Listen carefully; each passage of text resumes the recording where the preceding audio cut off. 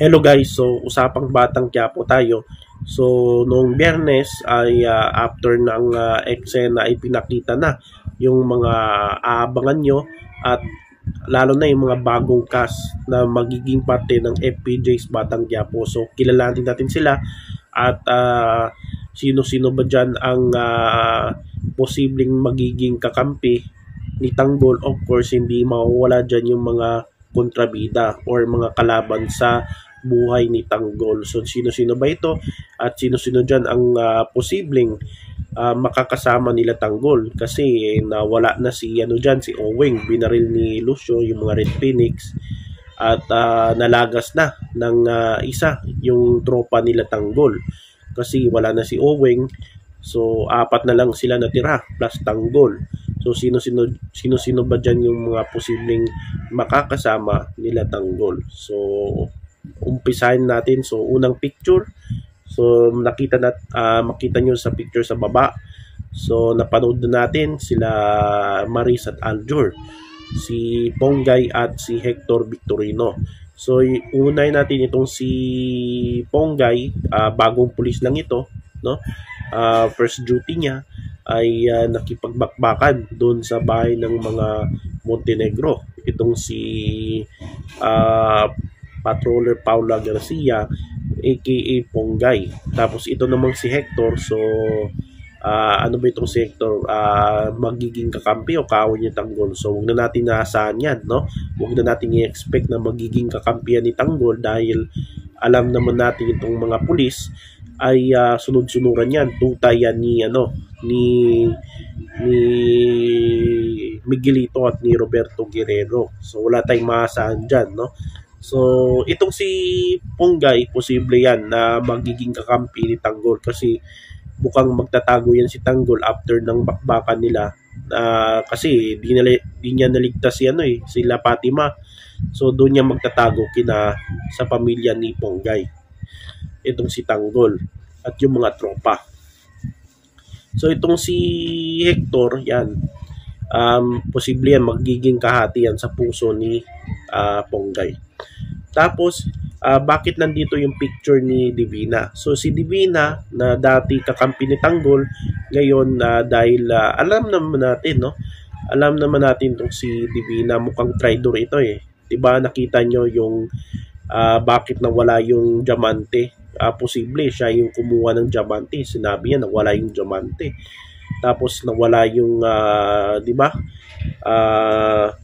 Una nawala yung kaibigan nila, no? Yung kasama nila si Peng. So siya siguro yung dahilan niyan, no?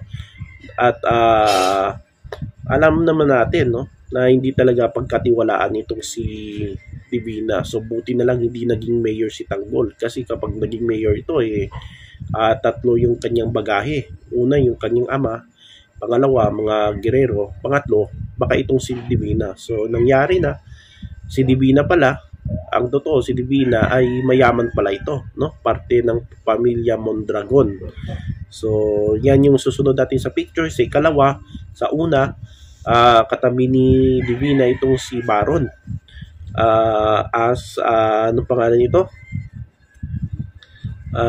Baron Geisler. So nakalimutan ko lista no? Parte din siya ng pamilya Mondragon. Itong si nasa pangalawa dyan, si Baron. Sunod naman sa picture, sa ikalawang picture, itong si Chona. Yung sa una, si Bia. So si Chona, yan yung yun yung kasama ni Ponggay, no? Pulis din ito. Tapos pangalawa sa picture, itong si Alec Bobic as Linda Sanchez. So parang nakita ko parte ito ng doon sa pamilya ni Ponggay.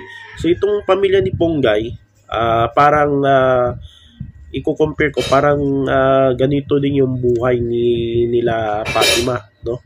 Yung pamilya nila Fatima, ganun din yung buhay nila Ponggay. Ang kakaiba lang, itong si Ponggay medyo matino-tino, naging pulis. So mukhang doon sila nagdedepende kay Ponggay. So pero itong si So parang nakita ko sa Abangan, parang nagparty siya ng pamilya nila Fatima. Itong sila Linda Sanchez. Ganon din itong sa baba, itong si Richard Juan as Mauro Garcia. So itong si Mauro, yan yung ama ni Ponggay na dating pulis na sinibak. Ewan ko anong ba yung dahilan kung bakit na nasibak itong si Mauro. Dati itong pulis, baka kasabay ito ni Berting, yung si Joey Marquez. Posible na meron pa silang connection nila Berting at Ben kasi nawala sila sa eksena eh. Itong dalawa, si Berting at si Ben. So itong si Mauro, dati itong pulis, yung kanyang anak na si Ponggay. So yan ay posibleng magiging kakampi ni Tanggol. Pang-apat noon sa sa katabi ni Richard si Tita Jex as Patty. So ito yung kasama nila OG Diaz doon sa showbiz vlog nila. So makakasama niya sila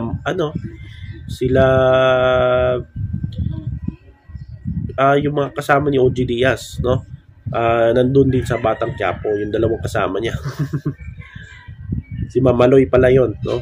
So ikatlo sa picture, ito panghuli na picture natin. So una, sa taas itong si Dimple Sanchez. So part ito ng pamilya nila Ponggay.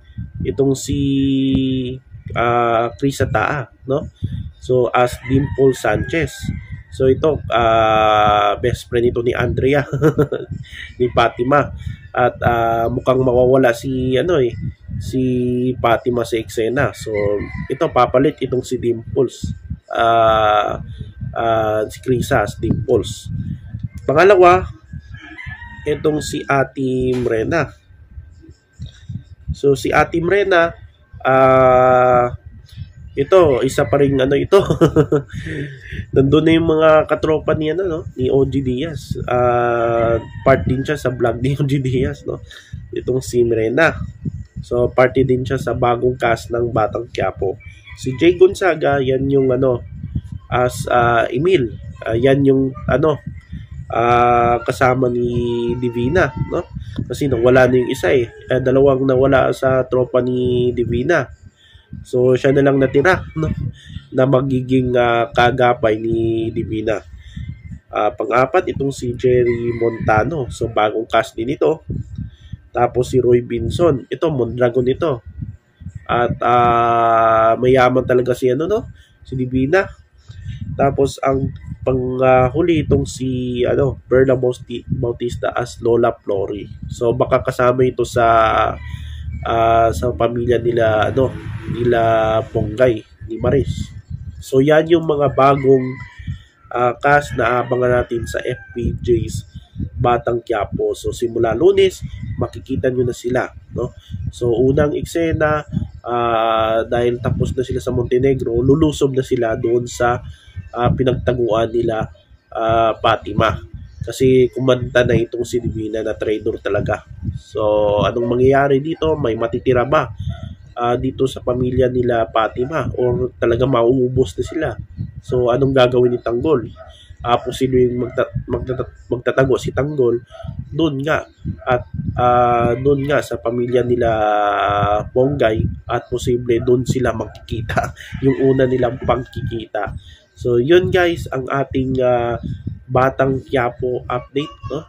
Usapang Batang Quiapo sa araw na ito at paki-subscribe ng aking channel. So kita-kits sa next video. Bye-bye.